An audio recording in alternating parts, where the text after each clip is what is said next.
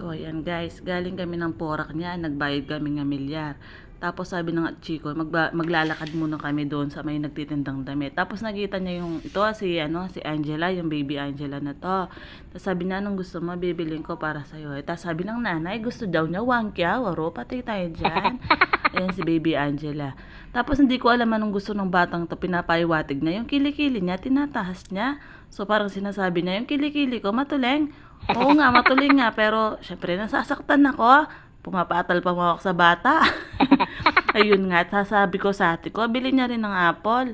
Kasi nga yung bata daw gustong apple. Naglalakad lang kami kanina, bigla niyang nakita yung bata na yan. Tapos sabi ko dyan, bili niya rin ng ng peras tsaka orange.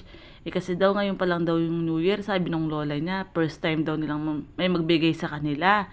Pero nung dumaan nga kami, kasi nga nakaupo sila dun sa may side dyan.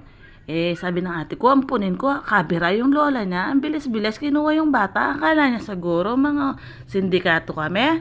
Nagbebenta kaming bata. Pero hindi nga, hindi naman namin talaga Kasi nga nakyutan yung ate ko. O itong batang si Angela na to, yung kilikili talaga, kanina pa pinapakita. Nanggigigil ako sa'yo.